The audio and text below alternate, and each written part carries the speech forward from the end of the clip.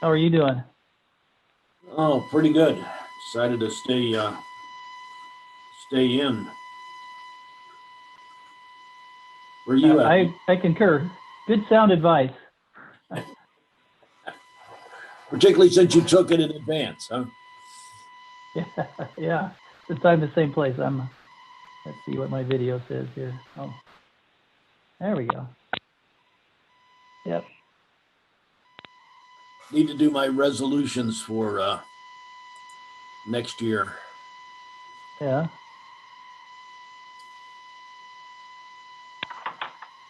Then I'll see how quickly Would I. they-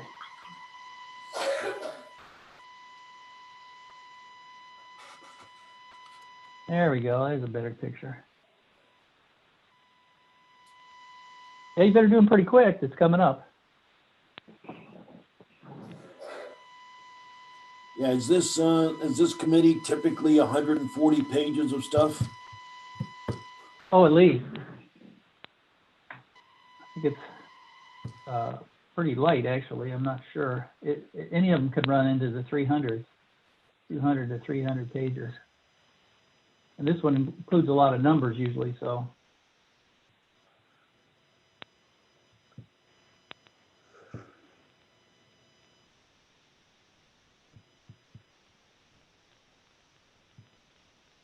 Yeah, with attachments, it can be a doozy.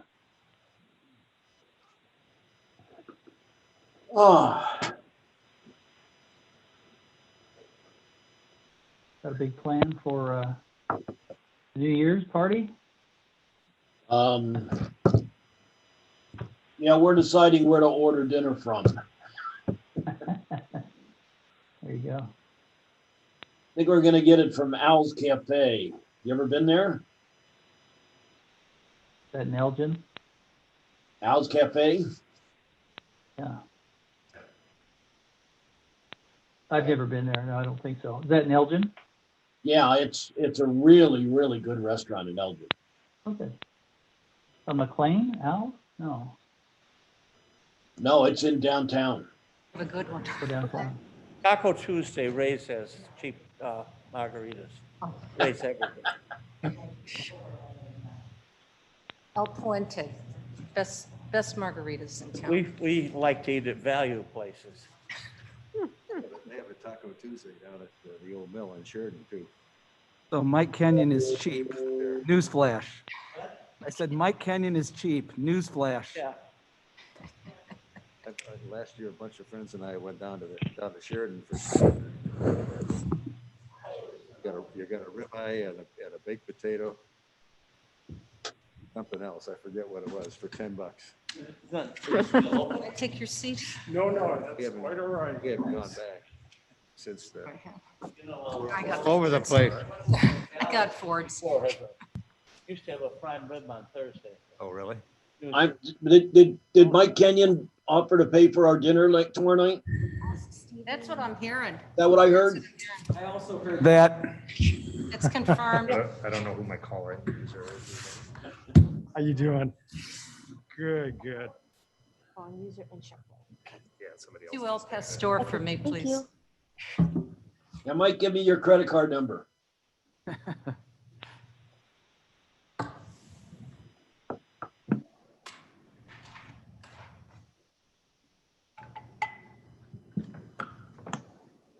Ansik, hi, how are you? Good to see you. We're still a minute Were you able to get still some in sleep? A little more than usual, which is the best thing. The best part. Yeah.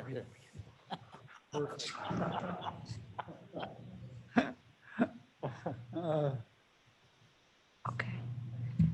Okay.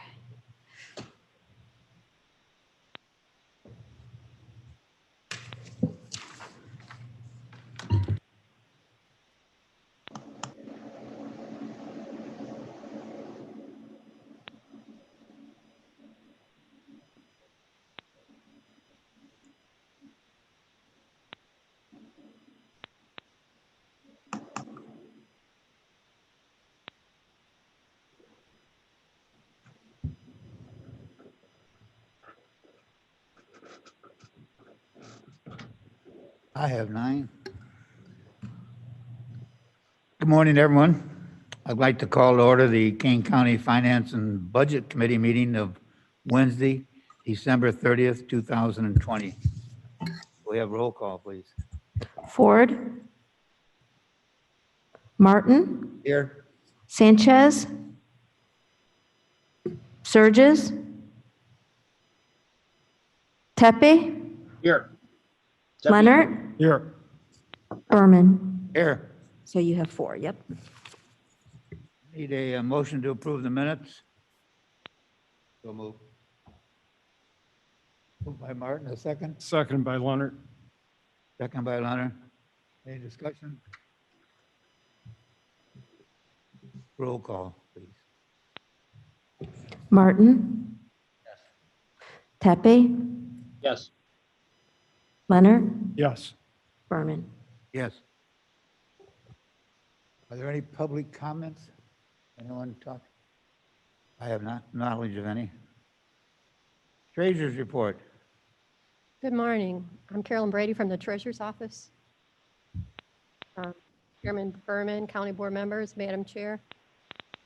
The Treasurer's report has been submitted for your review. And then additional update, I just processed some more CARES checks for the fire protection and for a couple libraries. I do know that Mr. Shepros is really interested in the fire protection, so I did email him on what fire protection checks were cut. So that was another 1.2 million. There's approximately 42 million left in the CARES as of this morning.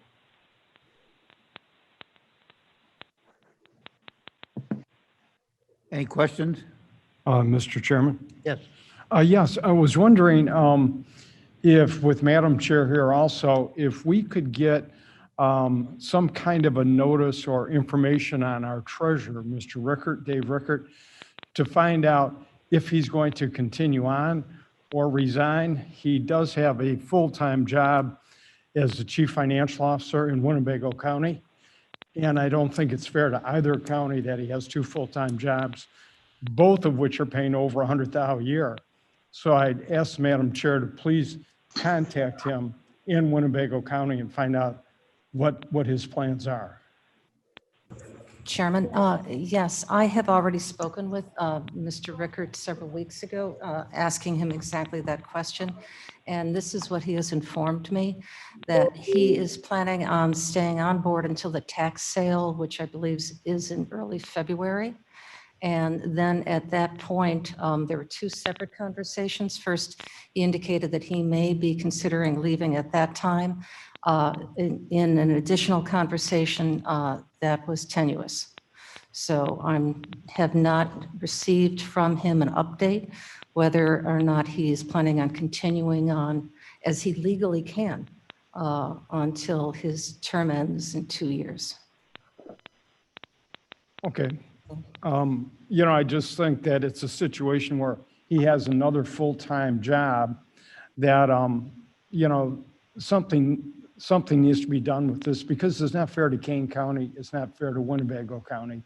And you are correct, Madam Chair. Legally, he has the right to stay. But I think ethically and morally, he has a responsibility to our county to either give up the job in Winnebago County or resign from this one. And if I can just continue with that thread, I also think it's an undue burden upon his staff to do his work on top of their own work.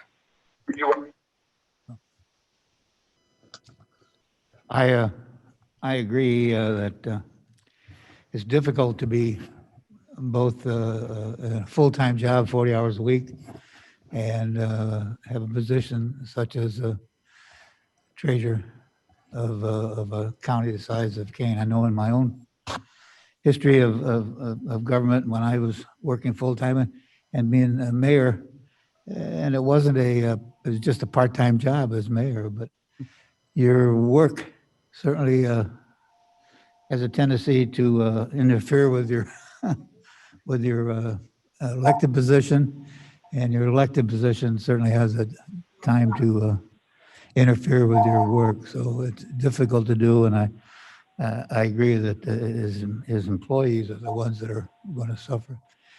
I don't know how, if he's working 40 hours a week, how he's going to be able to spend any time here. And although maybe his guidance during the budget period is worthwhile, but.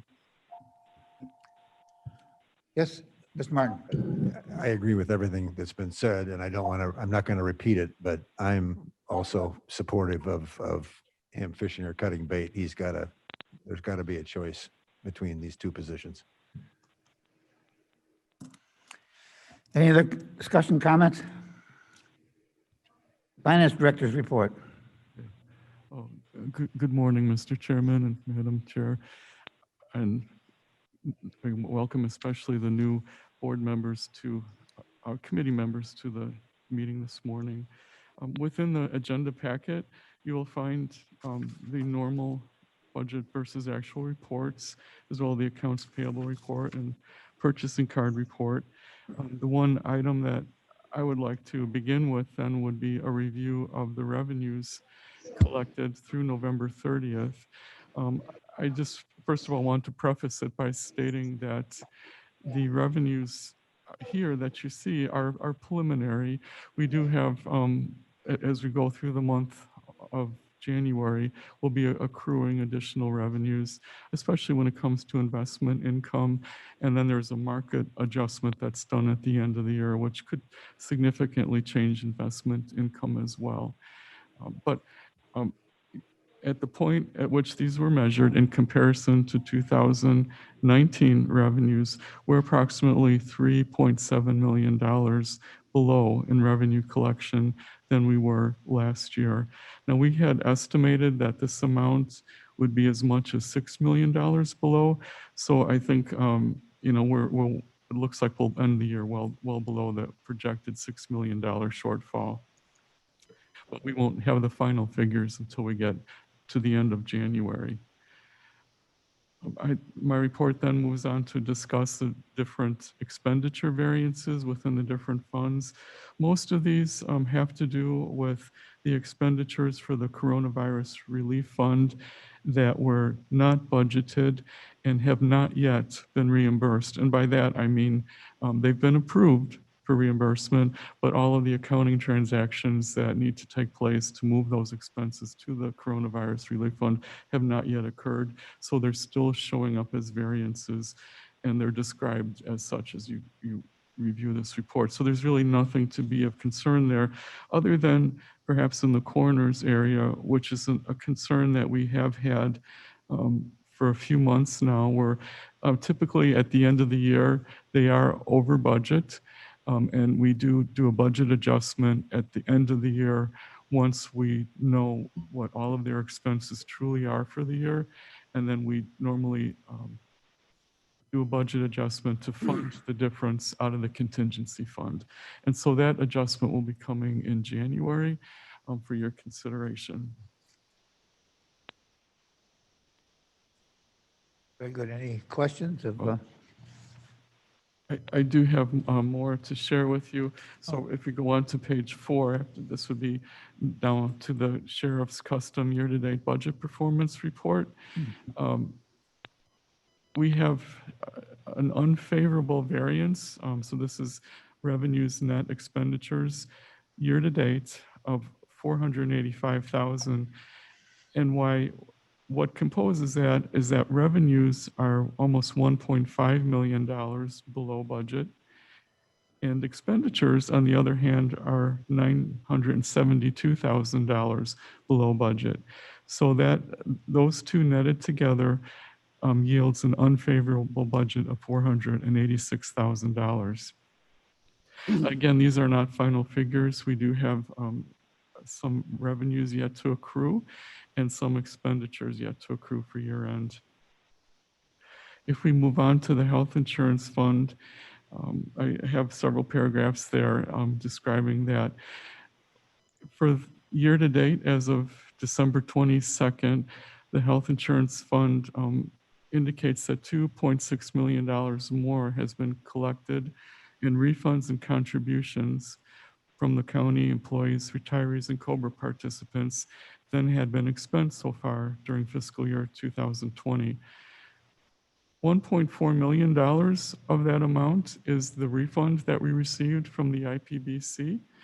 And I just would like to clarify that that $1.4 million was the reserve that had accumulated on our behalf while we were members at IPBC. And it was something that was due to us at the end of the contract term, 1 year after we left IPBC, and it was according to the contract we had with IPBC, it was to be calculated by their auditors, which they did. And so the audit was finalized this last November. And so that is why they cut the check to us on December 1st. So it was something that had built up there, a reserve that had built up that if we had not been a member of the IPBC would have built up in our own fund. So although it looks like revenue coming in, it's something that was just accumulating in a different place than it otherwise would have accumulated. So, but we're happy to report that it is now in our bank account rather than their bank account. And so that does increase the reserve. So our cash balance as of December 22nd was $7,071,000. And we are looking, our target goal is to bring that up to $9 million. And after that, then anything in addition is up to the board to decide how to utilize that or to perhaps change the contribution amounts that we require from the county and from the employees. There is then, I have a section regarding shared and direct state tax revenue, and this has to do with the revenue coming in from the state for sales tax, local use tax, RTA sales tax, state income tax, and personal property replacement tax. The two items that are below budget and below year to date would be sales tax, as well as personal property replacement tax. But where we have come out ahead is in local use tax and in state income tax. Again, these are preliminary figures. We still have another month of sales tax revenue and local use tax revenue to come in. So they'll change these figures in some way, which is yet to be seen. But at this point, the variance between budget and year to date is roughly about the same, about $600,000 below in total.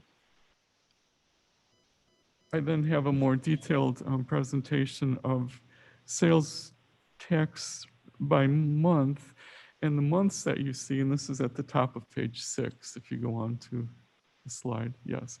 I know the figures are hard to see, so hopefully you can see them better on your own printout. But what it indicates, if you look at the trend, the darker or the red portion indicates the shortfall in comparison to last year. And what we're talking about is sales tax revenue here. And the months that you see have to do with the months in which the sales occurred.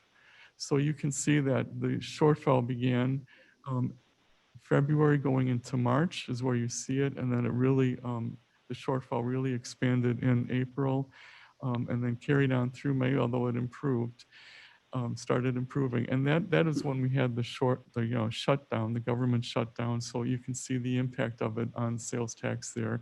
And as we moved into, let's see, that would be June and July, and the shutdown was over, at least temporarily, things really came back to normal, but part of that may have been a pent-up demand and people beginning to go back shopping again and purchasing things. And then you see that in August, a slight decrease, but then back in September, we've recovered. So it's kind of a picture of the impact of the pandemic on the economy and how it affected our sales tax revenue. Court security fee revenue, moving on, is roughly what it's been running. It's about 43% below budget. Even though the fees, as I say, each month, even though the fees were increased because of the shutdown of the courts, we're seeing a lag in collecting court security fee revenue. And it's also reflected in the circuit clerk revenue in general, as was mentioned in the first part of my report. The county share of the state cannabis tax revenue has been very small. It's running around between $3,000 to $5,000 a month roughly. So year to date, we have $35,000 collected. The contingency balance is still relatively high as we end the year, which is a good thing. That means that we've stayed within budget for the most part. We still have 772,000 of the 1 million that we had started with. And the contingency for 2021 is just beginning to be tapped into, as you'll see in some of the resolutions that are before you this morning. Capital funds, there's about 55% expended for building management in general.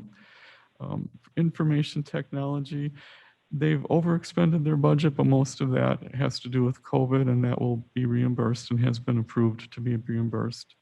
And the multi-use facility has, the budget for that is about 66% expended. Let's see, the Coronavirus Relief Fund, about 65% of the fund balance has been expended. However, the entire fund balance has been allocated at this point to what are estimated and actual eligible expenses. To the extent that our actual expenses may fall short of the estimates, we may have some additional allocations to be made on eligible expenses. The good news is with the latest legislation that has passed, we do have an entire year left to spend the dollars that have been allocated. So if there was any risk of projects not being completed by December 30th, which was the original deadline, that risk has now been removed. And so we have plenty of time to complete those projects and utilize what was allocated out of those funds. The quarterly state receivable report is included in your report. For those of you that are new and looking at it, this is really normal and perhaps better than what is normally the case. At this point in the year, there's 5 months of probation salary reimbursements outstanding. That's typical. Sometimes it's been as much as a year in arrears, depending on what is going on with the state of Illinois. So that's really pretty good in comparison. But it is a significant balance that is due to us, which is almost $2.3 million. And the health department has a few months of various grants reimbursements that are outstanding, totaling almost $1 million. And KDOT has about 5 months of various reimbursements, totaling $700,000. The county clerk also has about $776,000 of election-related grants outstanding. So these are grants that were awarded and that expenditures have occurred, and they're just waiting now to receive the checks. In fact, I think they have already received the checks in December. So the grand total outstanding is just over $6 million. And this is, again, is why it's important to have a significant balance on hand to cover these receivables so that we still have cash on hand to pay our own bills while we're waiting for these receivables to be paid. For your reference, I wanted to just give you a sense of what the year-end timeline is like for us. As I have mentioned a few times now, the general fund revenue, the final figures will not be known until the end of January. And then as far as expenses, they will not be known until the end of February. And when I say final, I mean that would be final in terms of our perspective. The auditors still would need to be reviewing everything, and they might find further adjustments. And so the allocations of excess revenue over expenditures should be determined in March. So by the end of February, we should have a sense of what that difference is. So normally there's a few $1 million at the end of every year that we then need to decide what to do with. Normally we put some of it into capital, we put some of it into the property tax freeze protection fund, or there may be other uses depending on the uniqueness of the year. So there's been a variety of funds that we've also added money to, including the IRMRF fund, the property tax, the emergency fund, and we've also set money aside for special purposes in the special reserve. The audited financial statements will not be available until almost the very end of May. So typically, they're presented at the last committee of the whole meeting, or at the committee of the whole meeting in the month of May. The preliminary audit field work should be beginning in the middle of January, and the final audit field work will begin the first week of March, and that goes on for the entire month of March. And then we work on financial statements in the month of April, and the auditors do their final review in the month of May. The budget book for fiscal year, oops, I have a, there, it's budget book for fiscal year 2021 will be ready in a day or two, actually. So we're just putting the final touches on it. So it'll be available online for you to refer to if there's a lot of good, useful information there. And it will be a handy resource for you as we go through the year. And then for the purchasing report, I just have a few highlights to share. They're working on one bid. It is in process right now, and that's for sex offender treatment for the Court Services Department. There are currently other 5 bids and requests at various stages in the procurement process. There's only a small amount of savings for quotes. Estimated bid savings for the month of November included $65,000 for lawn maintenance and landscaping, but a significant savings in the Long Meadow Parkway toll booth back office system, which is about $2.5 million. So of course, that's a very unique one-time savings, but it does boost that savings for the entire year. So that pretty much covers all the highlights of my report, and I'd be happy to answer any questions for you. Do I have any questions of Joe? I have a question. The Mr. Martin? Coronavirus Relief Fund. What's the dollar figure in that as we sit here? In terms of the current balance, I think Carolyn may have mentioned the cash balance. Approximately 42 million. Yes. For any of his. I'm talking about our 65% of the CARES Act fund. Okay, never mind. I withdraw the question. Okay. Any other questions? Thank you very much. Business. First item A, a resolution amending the fiscal year 2020 budget for environmental management. Mr. Leonard. So moved. This is Ron Ford. I'll second it. Second by Ford. Any discussion? Roll call, please. Ford, Yes. Martin, Yes. Surges, Leonard, Yes. Tepe, Berman. Yes. Item B, a resolution adjusting the budget and authorizing the Board of Review to contract appraisal services and appraisal review services. We have a motion by Martin. Second by Leonard. Discussion? Roll call, please. Ford, Yes. Martin, Yes. Surges, Tepe, Happy yes. Leonard, Yes.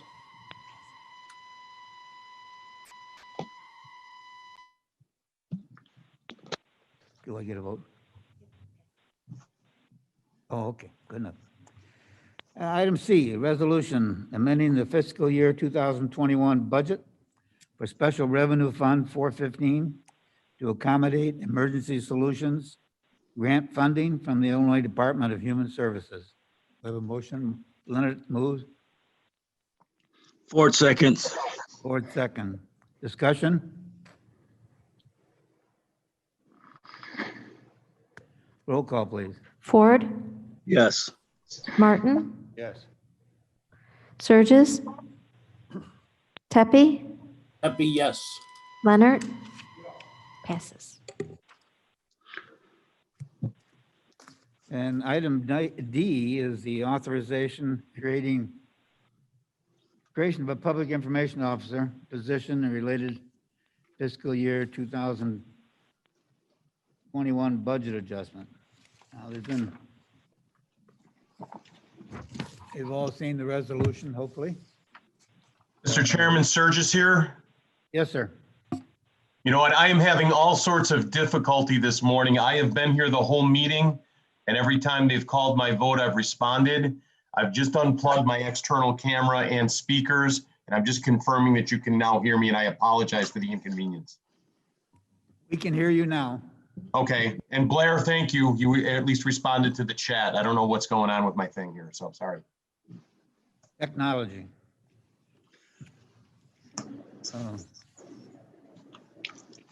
We have a motion to approve. Would our chairman, Madam Chairman, would you like to speak on the resolution? I think we need a motion to discuss. All right. Second. Need a first. motion. I'll second the motion forward. Discussion. Who made a motion? I moved to discuss and Ford seconded All right. for discussion. Thank you. Thank you, Chairman. This would be a new position for the county to create a public information officer. And the reason I'm bringing it forward for your consideration, and I do hope your support, is Kane County is lacking this opportunity to craft its message, to bring it forward, to control how the county perceives, the population of the county perceives the work of the county. Soon, at the end of January, funding will be gone for Kane County Connects. At that time, there'll be no messaging, outward messaging for our constituents to know what is going on in our county. And currently, if you take a look at Kane County Connects, and I'm not criticizing, there's no criticism with this at all. News is being gathered from other news sources, and very little material is being submitted to Kane County Connects that once again shows our work. For an example, several weeks ago, the health department put together a conversation via Zoom of approximately 100 not-for-profit agencies talking about the disparity, economic disparity and social impact that COVID-19, the pandemic, has had upon our diverse communities. I was able to participate in that conference for approximately a half hour before I had to go to another meeting. The conversation that was being had was informative, important, and necessary. And yet it was not included in Kane County Connects. So until we have somebody who can pay attention to the good work that we do and bring it forward, our voice will be silent. So this is the reason why I'm asking for your support to create this public information officer. Thank you. Other discussion? Yes, Mr. Chairman, I'd like to address this to the Finance Committee and of course, Madam Chair. And that is with respect to hiring a public information officer, I think it's a wonderful idea. However, I really question a couple of things about it. Number one, in looking at the information I received yesterday afternoon about this blended job description and also the POI position and then the copy of salaries, I noticed that the total package amounted to $127,699 and that none of this was budgeted for our current year and that it would be paid for out of special reserves 100%. My feeling is, and it always has been, that whenever we have an operational expense, we should never use reserve money to pay for operational expenses. We create a situation where maybe this year we can do it, but how about next year and the following year? And of course, that is a continuing operational expense that will go up every year with raises and other benefits. I also noticed in the $127,699 that would be about a 20% raise over what our past Kane County Connects individual was paid. I have no problem with keeping Kane County Connects going. I think it did a good job. I'm not saying it did a perfect job, but I think it did do a very adequate job. And I think most of the people that are still on the board and dealt with it feel similar to my own impression on, maybe hiring back a Mr. Nagel or someone comparable to him at maybe that same type of salary, but not increasing it.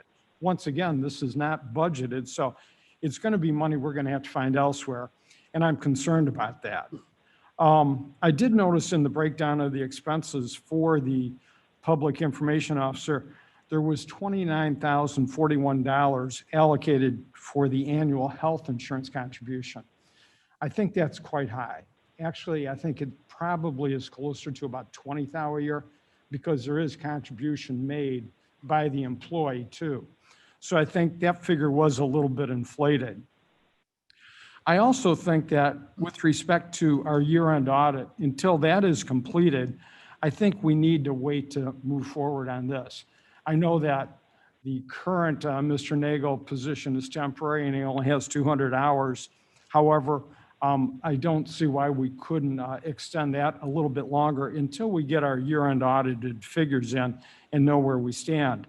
I think a 60-day review of your draft would be very good for everyone, just as we had talked about hiring a consultant at actually no cost to the county unless they got a return for us that was greater than what their fee was. So on that one, everyone agreed that we needed 60 days to review, especially for the new board members, and I totally agree with that. And I would also ask that we use that same consideration here. In comparing various counties around the area, I noticed that DuPage County has approximately a 75 to 80% larger population, and that their payment to their chief communication officer would only be $5,000 a year more than what we would be offering here in Kane County. Will County has approximately 15% larger population, and they are paying $10,000 less a year for 2 positions. I've always felt that we should never practice paying repetitive annual operating expenses out of reserves. Last year, as everyone knows here, we ended up with about a $14 million overage on our budget. Thanks to the CARES money, we're in good shape on that. However, that is a one-time thing. There may be something in the future, but we can't count on that. This year could be comparable to last year with respect to our budget. And if we don't get any more CARES money, we could have a very serious problem down the road. And taking into consideration expenses that we currently have that are going to be increasing, we have the judiciary labor contract that's coming up for renewal. We have the state's attorney's needs, which probably are going to amount to somewhere between $500,000 and $1 million a year. And then we have the ASME labor contract renewal. So in good conscience, I cannot add expenses at the cost of our own current employees, possibly not getting raises or losing their jobs somewhere down the road. I'm not saying it's going to happen this year, but if we start spending our reserves and we have no reserves left and our expenses continue to go up, yes, we can look at a CPI, Consumer Price Index increase, but that's only about 1.2 million a year. So it's not going to handle a lot of the expenses. I very much agree that we need to keep Kane County Connects going. I just think we should try to do it at a comparable rate to what we were paying before, not at a 20% increase, and not at a rate that is actually higher than our surrounding larger counties, both DuPage and Lake County. I know in our own personal and business lives, I'm sure we don't spend more money than we have. And I'm just asking that the county use that same practice. Thank you very much. Thank you, Mr. Leonard. Other discussion? May I make a clarification, please? Yes. Regarding the salaries, these are base salaries that has been indicated. These salaries do not include benefits. Okay. And the benefits, I think, were a little bit elevated on ours, actually, in the health insurance area. So the other ones all looked fine. So just for clarification, the base salary, which came up a little bit high during the configurations, was anywhere between $80,000 to $85,000 annually. This came as an estimate of $84,150, just as a working number. Sure. And for instance, the Chief Communication Officer of DuPage County, their base salary, not with benefits, is $132,359. You know, and I didn't bring up some of the other counties. As an example, McHenry County only has 307,000 people, so they're about 60% of our population. But their communication officer, that base salary is about $55,000. So, you know, I understand the comparisons, but I think what I'm looking at is what do we really need and what do we want? And maybe we can't handle all our wants right now. I mean, I'd love to have people doing this, but, you know, quite honestly, I think many times I read over the description and there are a lot of wonderful things this individual could do.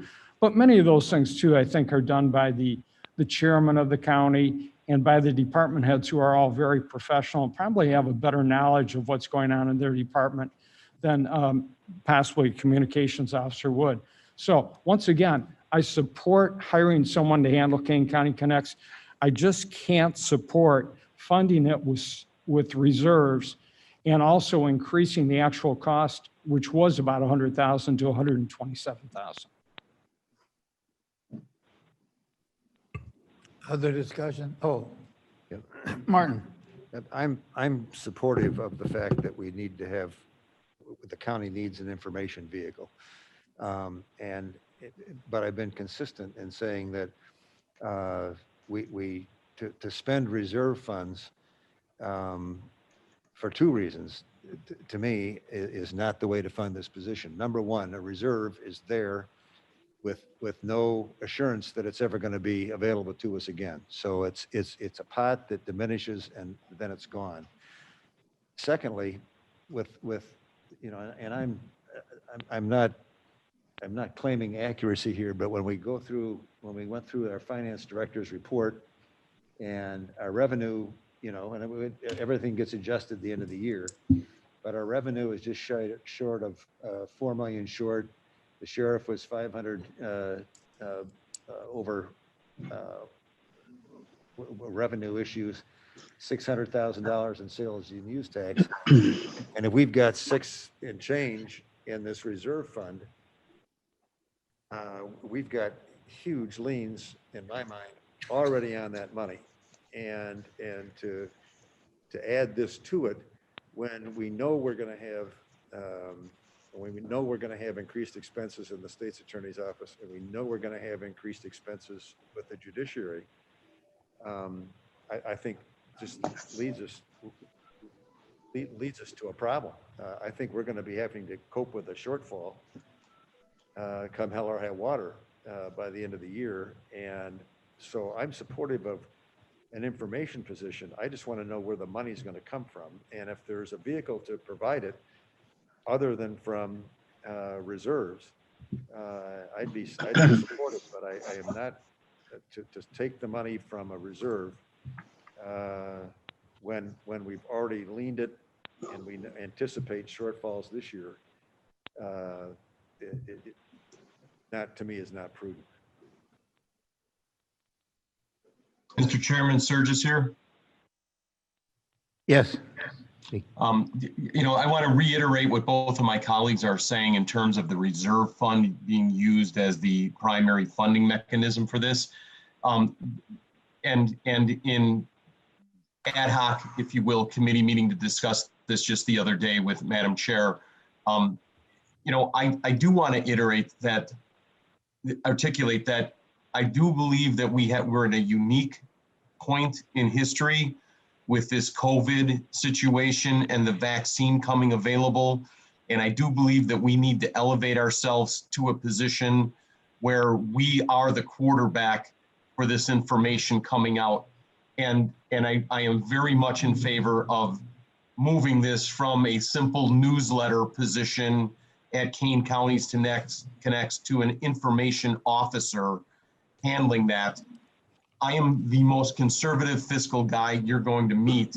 But you know, if we have COVID funds that have been somehow maneuvered so that we can handle this in the first year, I believe that my information or my communication during that ad hoc committee was that I would be willing to do this on the come if we had a way to tell this information officer that we would, you know, that this is an annualized contract, because we can't be dipping into reserves for this. And we don't really know what this thing's going to look like a year from now or 2 years from now. You know, the position may fizzle. It may have proven not to be important, or it may prove to be the greatest thing since sliced bread. So I would be willing, if the money is there, Mr. Onzig gives us approval from, you know, some COVID, you know, windfall that came in, to fund this for the first year, retool the way we're doing our information and newsletters, help coordinate that across the departments and the county-wides. I would be willing to do that as long as that stopgap, if you will, was in place, that this didn't become a snowball that each year was escalating, you know, until we had a chance to evaluate it, you know, at an appropriate point in time. Thank you. Mr. Chair, comes with a comment. Yes. Hi there. Yes. I would just like to agree with the last statement. I think that due to the certain circumstances right now, we are in a particularly odd position, and with these vaccines being rolled out, all of our residents are very confused as to where they're going to get this information. Obviously, everything's been left up to the states, and that trickles down to the counties, and then we have to get that information out. I wholeheartedly support this position because I don't think we have time to reevaluate it in 60 days. I don't think time is on our side when it comes to this. I think it'll be too late if we do that. So again, if there is money available, if we can find it somehow and then we can retool it, I absolutely support that 100%. And I think it needs to happen. Thank you. Our finance director. Yes, thank you. I just had two comments. One is I just wanted to assure everyone that the benefit figure for health insurance, it is not inflated. I provided that figure, and I think it may be surprisingly high because each year we have been moving towards a true 83-17% split. Just a couple of years ago, the county was paying only 75% of the PPO family health insurance. This year, we're paying 81%.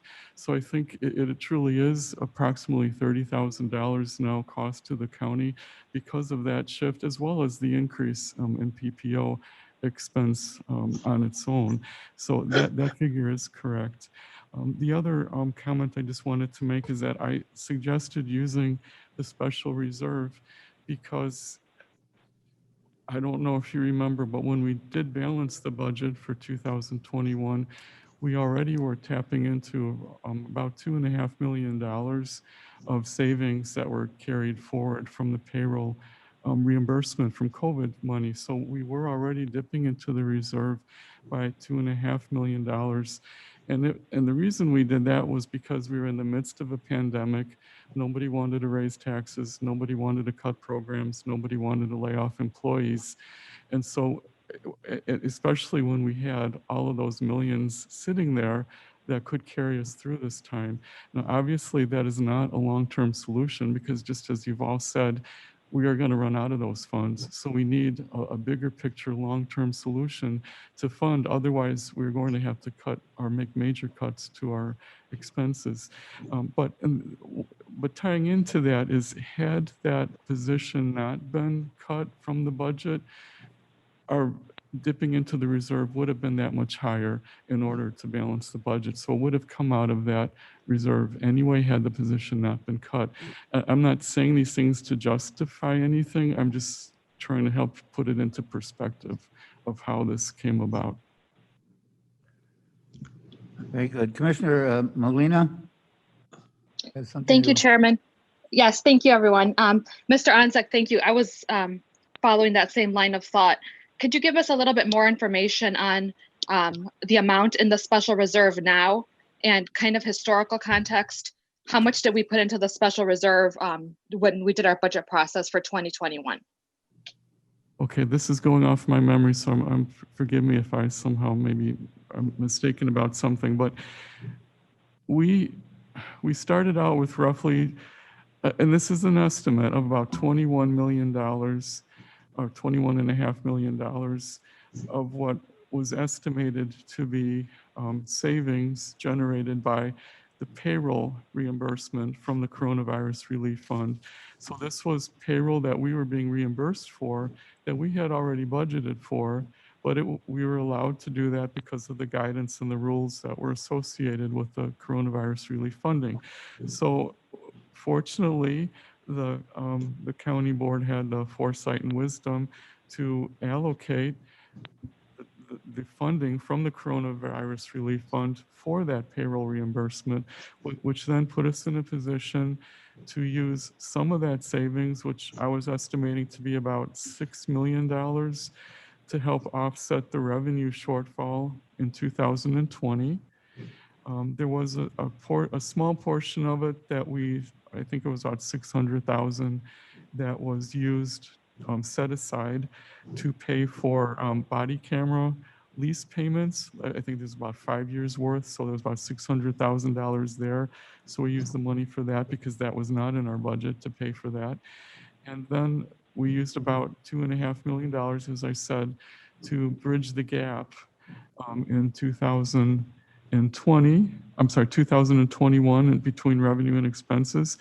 And then we also used another $6 million for 2021 to continue making up for what seems to be the continuing trend of a revenue shortfall going into 2021. So that roughly leaves about 6.8 million of coronavirus relief funds still sitting in the special reserve fund that will carry forward through to 2022 unless we start drawing down from it for other purposes, like for this position.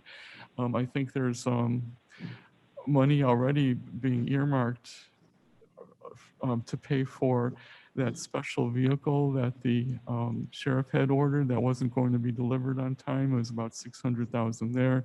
There was a generator ordered for the health department that wasn't going to be delivered on time. I think that was another 100,000. So I think roughly we're probably down to about $6 million left.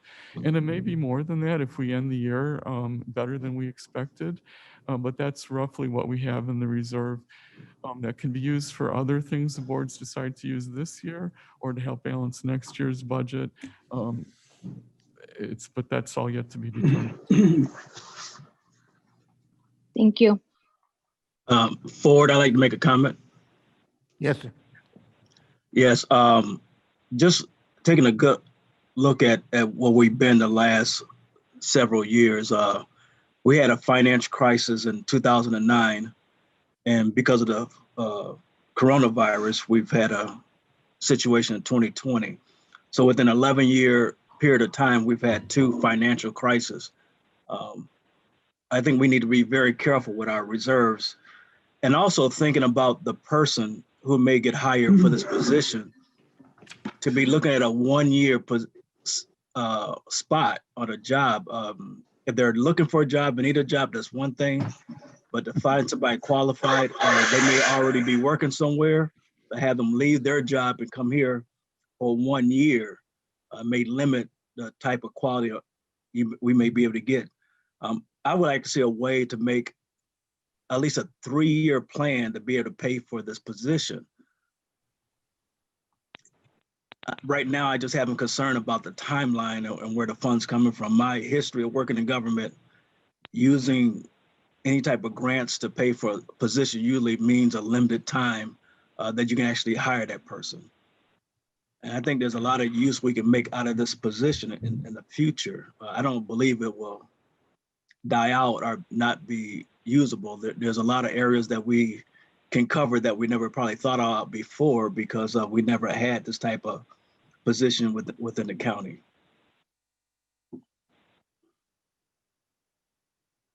Thank you, Mr. Ford. Any other discussion? Any other questions?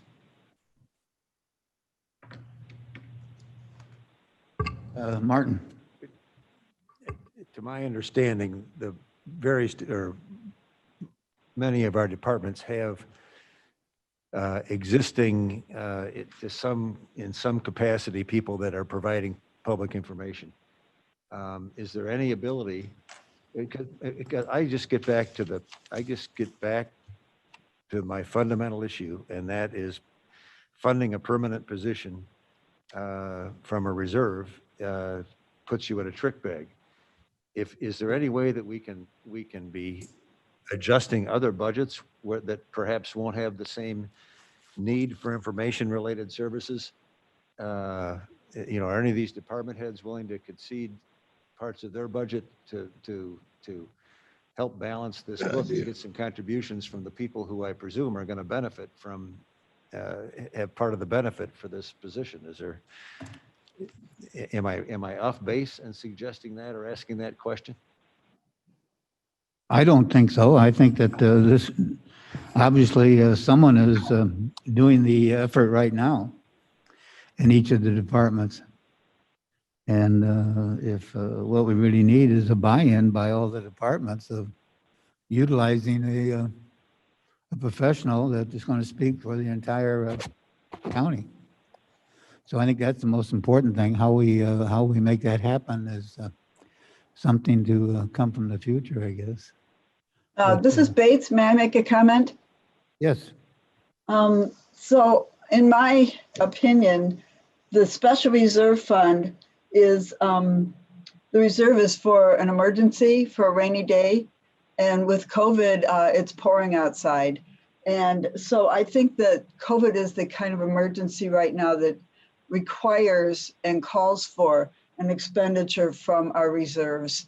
And I want to agree with Commissioner Gums that this is, we can't wait. This is going to be vaccine rollout and emergency mitigation, maybe even tracing. So in my opinion, this should go forward right away. Thank you. Thank you. Mr. Chairman? Yes. Yeah, Ken Shepro. I have a question about the timeline. I mean, assuming that this position is approved, as I understand it, it would have to be published and interviews conducted.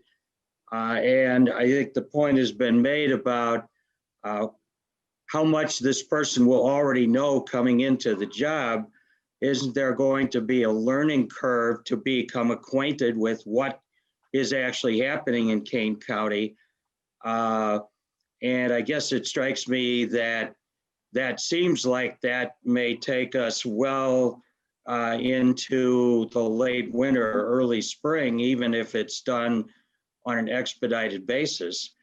And I wonder if there are not people already out there who on a short-term basis, if the purpose is to make sure that information is disseminated about current activities in the vaccine, I suspect there are many people out there who are already ready to go. But again, that issue is a short-term issue. It's not a long-term issue. So I just wonder if that ought to be considered as part of the mix of what is decided to do with the permanent long-term position that seems to be on the table at the moment. Thank you. Mr. Chairman? Yes. This is Ford. Yeah. I guess I have a question. I don't think that even with my comments that we may need to wait. What my hope is that we can move this to the executive committee with questions being answered. Like for instance, is it going to be identified as a one-year position, or are we trying to make it a long-term position? And if we do, can we come up with at least a 3-year salary? And that has to be discussed with whoever gets interviewed with that understanding.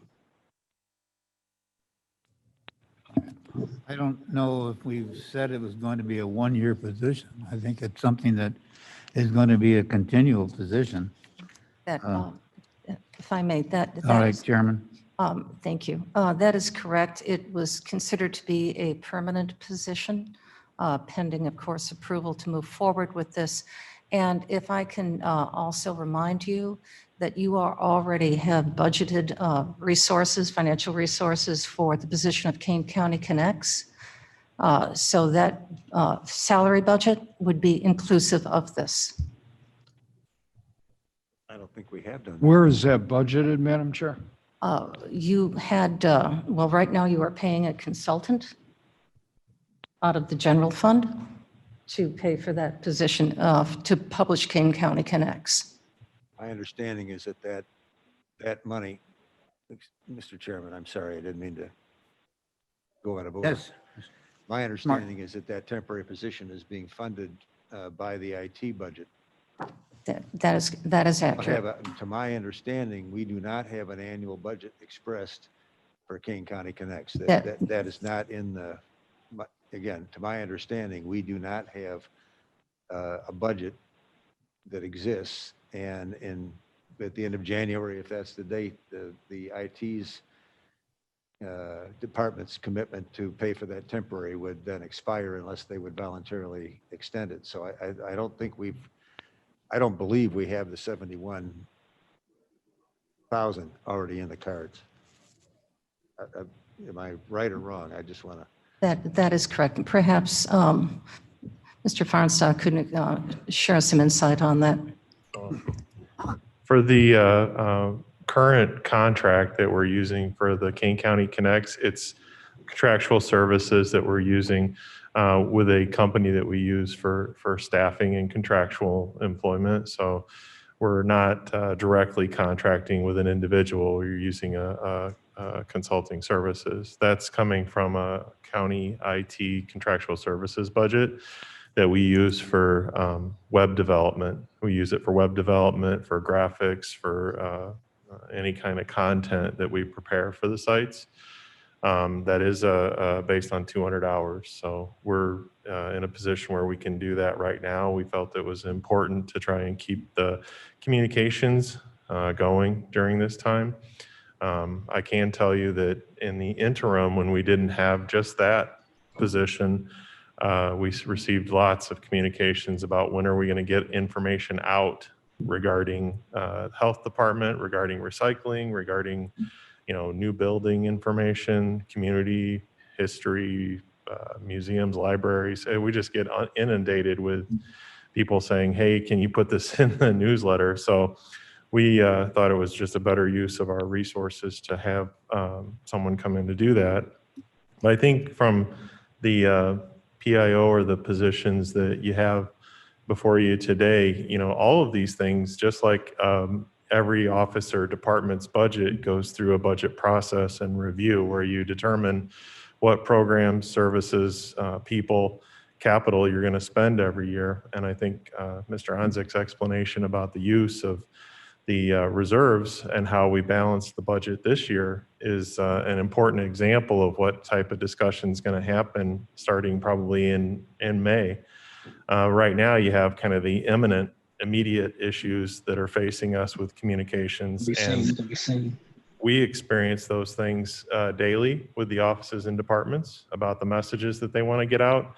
And a lot of times those messages, maybe not conflicting, but maybe not in alignment with the communications from state, from local, municipalities, townships. There's a lot of different partners that we need to talk with every day, every week.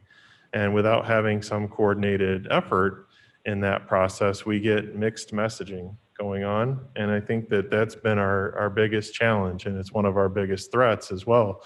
In the last few weeks, we've had lots of communication about, when's the vaccine available, when is the age category is going to get the information. We also had questions from neighbors about the new multi-use center that's going up on Britcher and 38. They want to know what's the status, what's going on. Hey, I see this building across the street. I don't know that there's been a strategic plan or vision about how our communications are handled. And I think that's probably the piece that I see from our perspective for a PIO is what's your plan for communication? You know, is it just a newsletter? Is it social media? Is it correspondence? How do we put those things into play with all the different people from the different audiences? And right now, I don't see the plan, the vision, the strategy going for the next 6 months with all the complicated issues that we have. We can probably generate a newsletter every week or whatever, but the coordinated communications from a couple different departments or many departments and offices is where our challenge is. So I see the PIO driving the strategy, driving the communications, and then updating the newsletter is just a matter of putting the articles out. That's a relatively easy process, but the strategy and the coordination is where we struggle.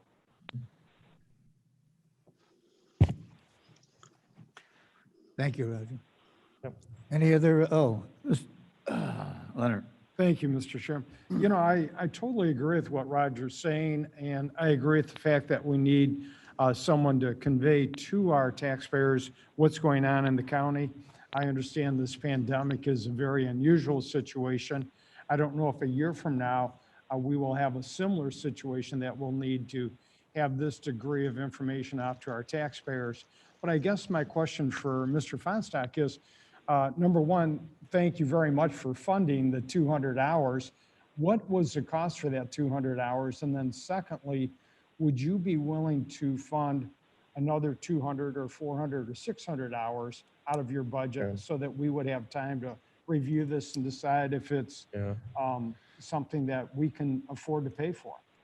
So the hours, I'm not sure exactly what they pay the contractor, which right now Rick Nagel is doing that, but I know that you know, we had put aside a budget based on the salary that Rick had before. That was kind of what we based it on. So I think that we budgeted about $10,000 for the duration of the services, something in that magnitude.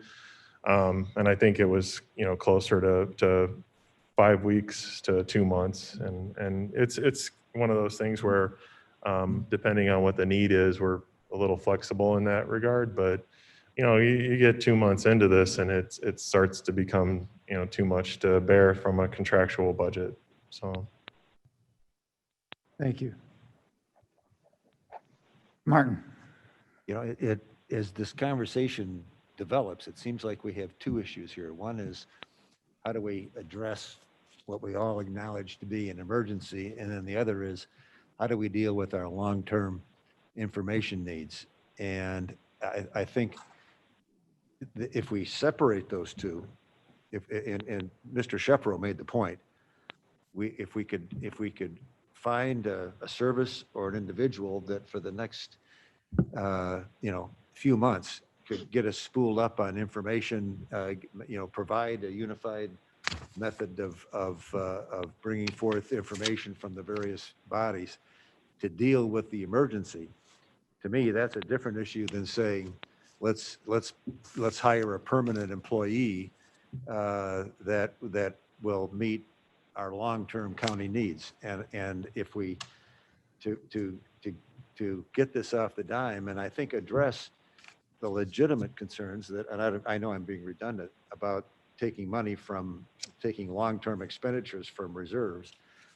If we could devise a way of funding an emergency, a manner of addressing the information emergency which we may have today, which we know has a beginning and an end, and then investigate and pursue the long-term goals with more of the long-term goals in mind. I mean, to formulate a permanent position based upon an emergency, to me, may not be terribly productive, particularly because, and again, quoting Mr. Shepro, and he's right, by the time we are done advertising and doing the things we do to properly hire somebody, we're going to be in springtime, and all of this information is required before that occurs. So we could have 2/3 of our need.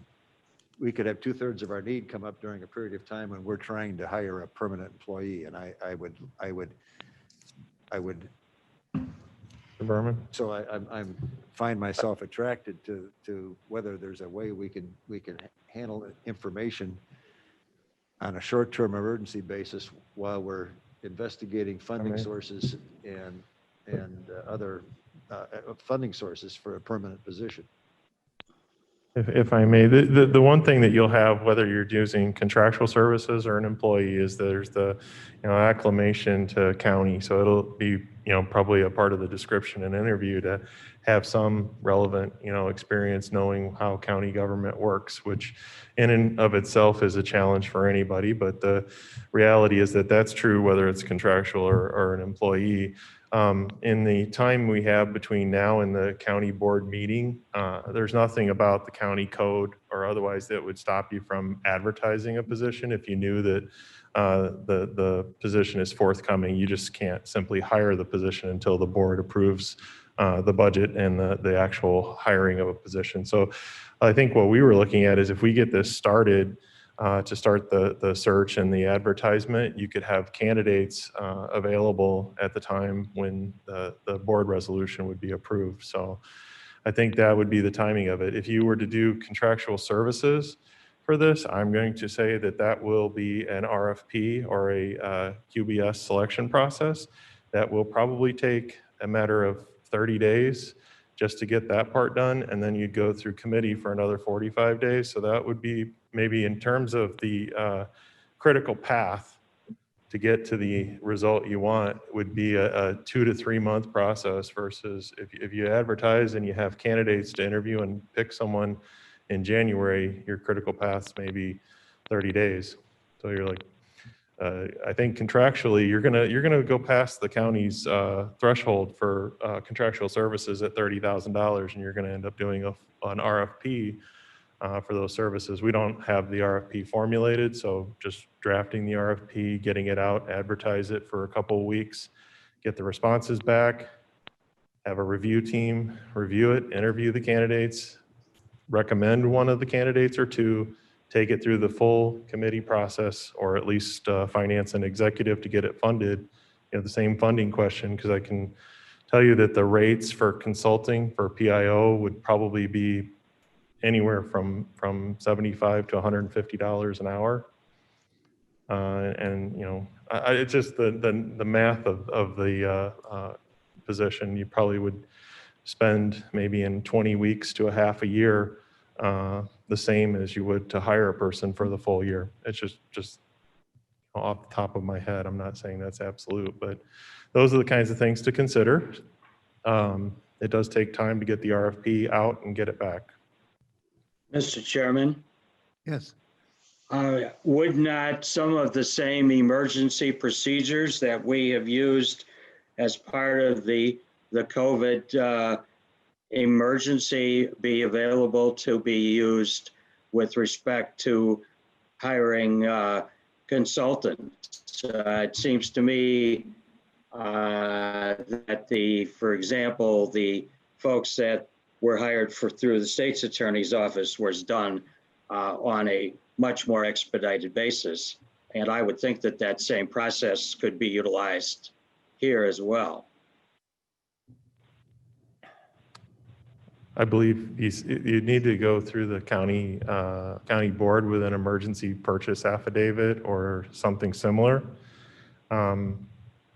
Or you'd bring it back, kind of after the fact to say this is what it cost and pay.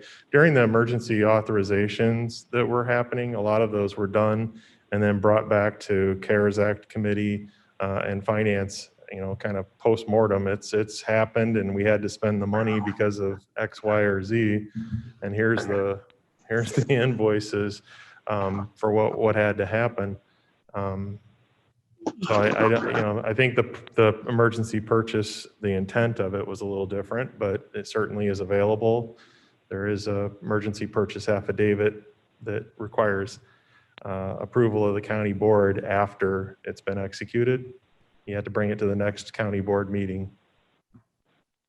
Or you could have, I believe the executive director of the health department and the sheriff still have emergency purchase authorization under the public safety emergency declaration that was made by the county board. So those would be the three different actors that would be able to do that. Other questions or discussion? Just Chairman? again, thank you. Point of clarification. When we take a look at the COVID timeline, the rollout of the vaccines that are occurring, from what I'm hearing, you believe that this may be a short-term issue, meaning finished in the first quarter of 21. And I want to assure you from the knowledge that I have gotten from both the health department and my own research, this is far from the case.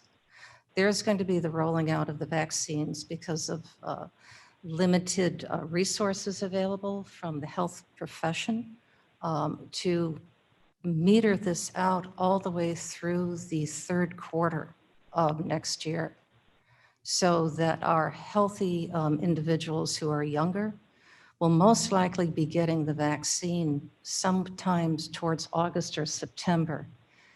Then we have another discussion that we have to put forward, which I addressed in our meeting that we had the other day, is that working with the health department, we have to alleviate the fear for our 534,000 residents that the vaccine is safe and necessary. We all agree wholeheartedly that we want to get our economy back. I think we can all make a wholehearted judgment call that public health is integral to getting our economy back online. Because until we can go freely without masks to go to our stores, to go shopping, to go to our restaurants, to travel freely, our economy is going to be impacted.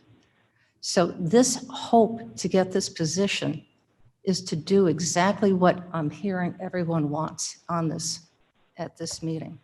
We want a robust Kane County economy, but we cannot do it at the rate of our poor health right now. We have to get the pandemic under control, and we have to be able to educate our public the need for this vaccine. We also have to allow them the opportunity to know when the vaccine is going to be coming out and where they can get it. This includes not just the general population. This includes our families who have, I'm sorry, I was thinking of my own mother, who suffered from Alzheimer's, who could not speak for herself, and having to be able to get their permission. The same thing goes with our families who have children who have developmental disabilities.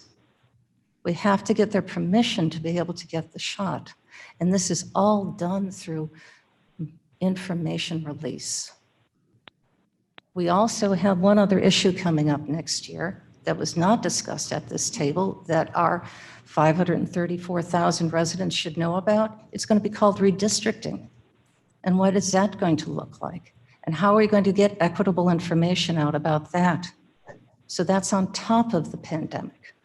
So this position to me is not just for the county, it is for those 534,000 residents who deserve to hear our voice. And I urge you, please, not to cut that off. Because of your fear of fiscal prudence, this is fiscally prudent and this is fiscally necessary. And as a gentle reminder, we are the only Collier County in my survey that does not have a public information officer of our size. So I do believe that this is a needed, necessary position. And once able to be funded, I'm sure through creative, taking a look at the departments, they will find this need, and perhaps we can encourage them to bring forward some of their budget to support this, because this individual will be supporting all of them. This is not a highly paid position. It's not over $100,000. base salary. So I would ask you, please, for your support on this. Mr. Thank you, Chairman, Madam Chairman. this is Ford. Yes, Ron. This goes on to our next, this would go, if we voted out here, it goes on to our next executive meeting, which is the 8th. Seven. Would that be? Would that be correct? Yes. I would move to move this forward, just with the looking at some other. There was some good advice on looking at some other, either being to assist for covering for the cost of this position, or to cover it with looking at having other departments taking a look at their budget to participate, to make this more comfortable for a long-term position. And looking at any options we can find and present them at the next executive committee for financing the position.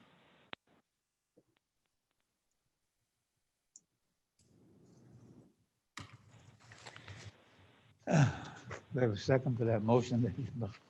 I think, We have a motion on the floor right now, don't we?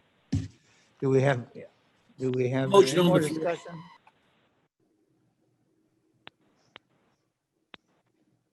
We have roll call on the question. Well, what are we voting on? We're voting on the original resolution. Ford, That was voted on the resolution with the fact that we would look at other funding for the salary. Along, at least have it presented.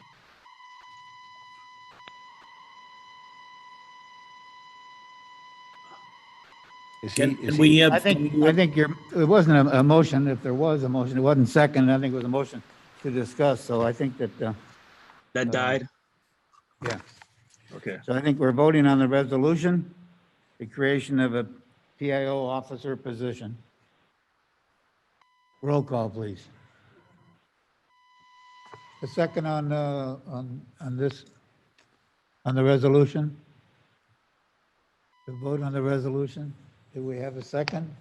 Tepe, second. Tepe? All right. Roll call. Ford, Yes. Martin, Sanchez, Surges, Yes. Tepe, Tepe, yes. Leonard, No.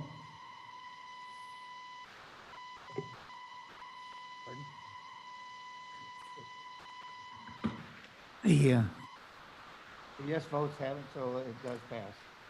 Moving on to Resolution E, authorizing contracts for Mr. Chairman, Surges here.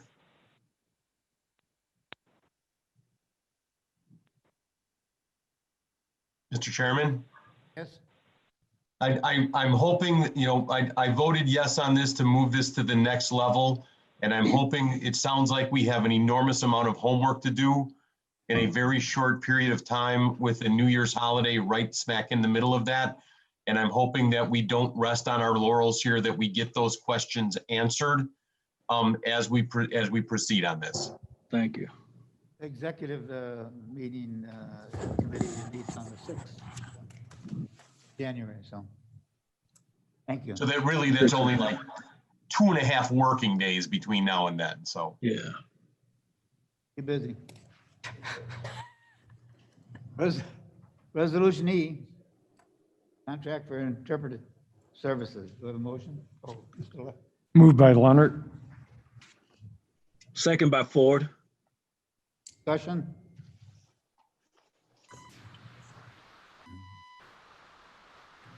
Roll call, please. Ford, Yes. Martin, Yes. Surges, Yes. Tepe, Tepe, yes. Leonard, Yes. Passes. All right, resolution F, extension of adult drug rehabilitation court contract. Motion, Martin? Was it second? Leonard seconds. Leonard? Discussion? Roll call, please. Ford, Yes. Martin, Yes. Surges, Yes. Pepe, Tepe, yes. Leonard. Yes. Passes. And resolution G, authorizing the kennel floor replacement for the animal control. Motion. Leonard? Martin, second. Discussion? Discussion forward, question. Do we have multiple bids on this? Definitely. Yes. Yes, they're all actually in our packet. They I were didn't all in see the, they were in your packet. All right, I didn't, okay. I must have missed them, okay. Any discussion? Roll call, please. Ford, Yes. Martin, Yes. Surges, Yes. Pepe, Yes. Yes. Passes. And item H, a resolution authorizing approval of the 2021 aerial ophthalmog. Easy for you to say. Ortho imagery. Ortho imagery. There we go. We have a motion to approve. Tepe, Four up. motions. Mr. Leonard, second. Tepe, Pepe. Discussion. When was the last time this was done? Does anybody have any idea? a year before. So the ortho imagery is the corrected or engineered imagery for doing parcel management. So this is parcel maintenance and management of the property in Kane County. And we're required to do this. I believe we do it every other year. And it's a bid project, and we have a budget. This budgeted expense for this, the budget for this comes from recorded fees. So it's a special budget that just is used for mapping purposes. Like I said, it's a biannual expense. If you have any other questions, I'd be happy to try and answer those. Thank you, Roger. Yep. Any other questions? Roll call, please. Ford, Yes. Martin, Yes. Surges, Yes. Pepe, Yes. Leonard. Yes. Passes. Item I, a resolution notification of sex offender treatment services. Do we have a motion? Mr. Leonard, Second Ford. Martin, second. Discussion.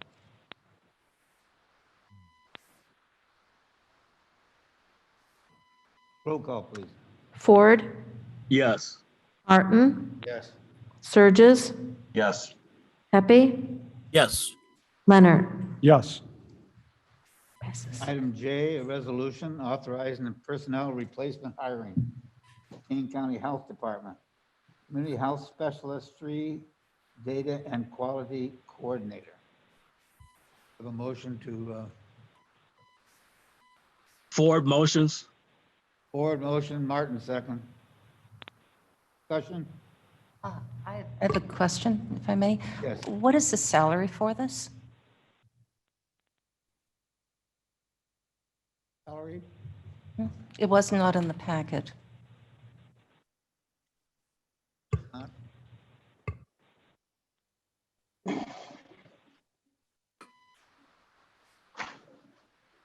I don't know, Gemini, from the, You know, I'm gonna look it up. Is this just replacing someone that's left the position? yes, Yes. replacement, so the, no new salary. But I don't know what the current salary is, I suppose that. Second. If I can pull that up. Okay, and that is, Don't have an answer, we'll have to find that. he may be able to get one there. I think Sylvia just went to look. Okay, Looking just it up. one second, here we go. Sex offender, okay. It is a budgeted item. So They have it in their budget, so it's a replacement. And as Madam Chair said, there is nothing in the resolution stating the actual annual cost for the salary and or benefits. So it's not stated in the resolution, but it is a budgeted item.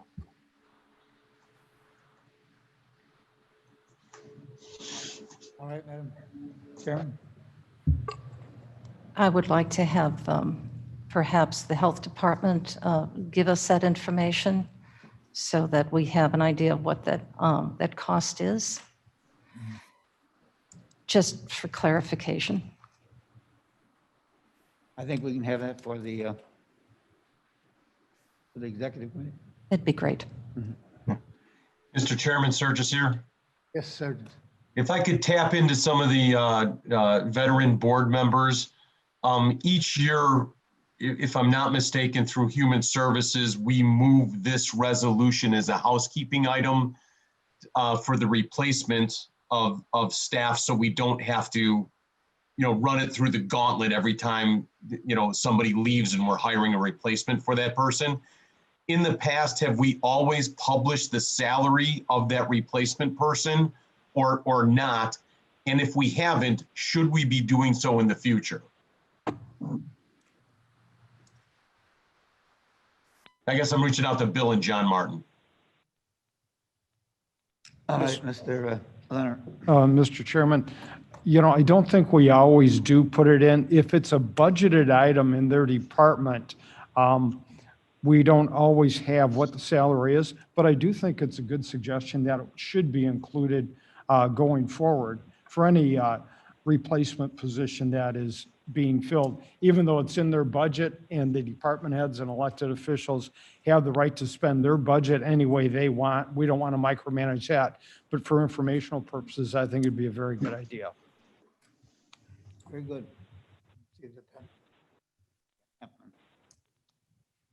Any other discussion? Roll call on resolution J. Ford, Yes. Martin, Yes. Surges, Yes. Pepe, Yes. Leonard. Yes. Passes. Very good. And resolution K, approving November 2020 claims paid. Mr. Leonard, motion to approve. Ford seconds. Ford second. Discussion. It's brought to my attention, an item in the county clerk, circuit clerk, excuse me, the circuit clerk to Gutierrez Productions Incorporated.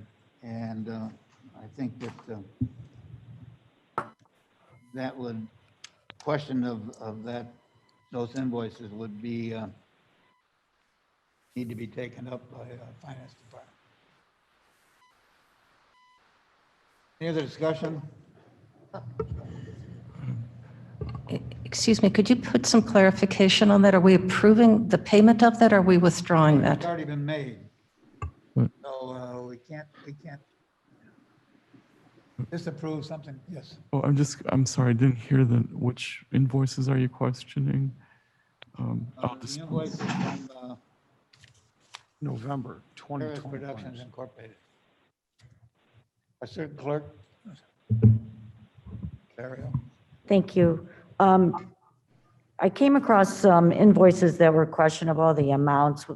The one that popped out at me was for $29,000 for Gutierrez Productions Incorporated. I believe actually that was on claims that were paid, so I believe all of those invoices are already paid.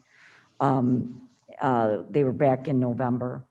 So that jumped out at me, that amount, because being an elected official, we are not supposed to spend that much money without it going through some type of process, correct? So, or the board being aware of it. So that vendor now is in question, and I have forwarded those documents to the state's attorney's office. But there are other documents regarding this vendor For clarification that purposes. has been paid. I can provide invoice number of 1109-2020 PR6 and invoice number 1101-2020 PR5.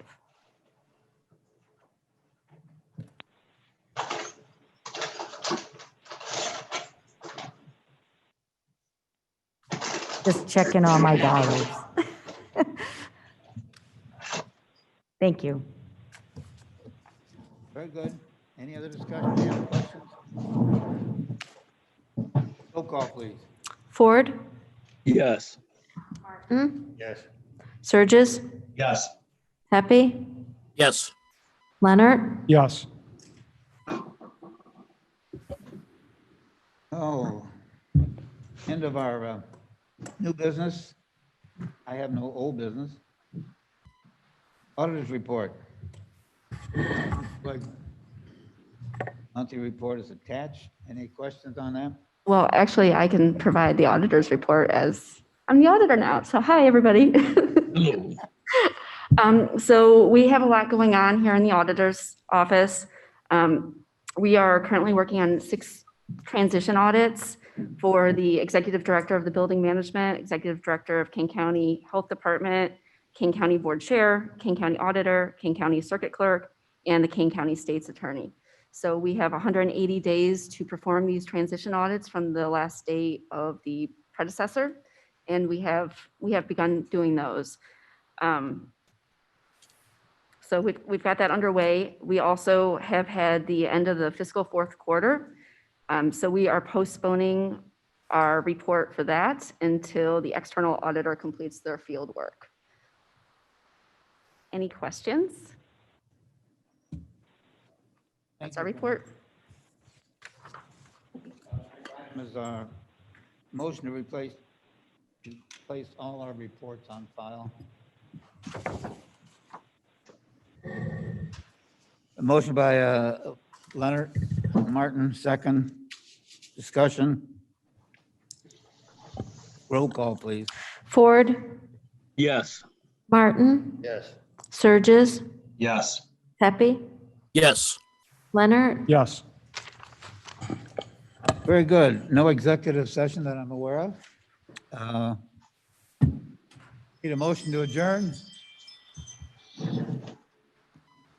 Ford, yes. Ford makes a motion. Have I have a second? Tepe. Pepe, second. All those in favor say yes.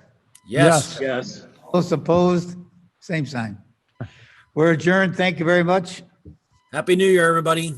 Happy New Year. Happy New Year.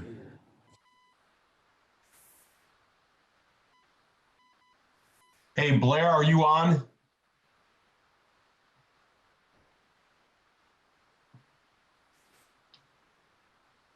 Blair, are you still available?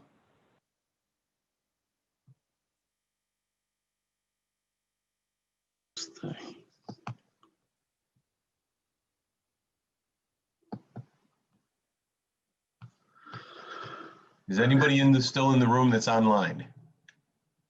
Just you and me and Mr. Ford. Just you and me. I don't know why my external camera microphone wasn't working at all for the first 20 minutes of the meeting. Yeah, I had a problem. Yeah, I know you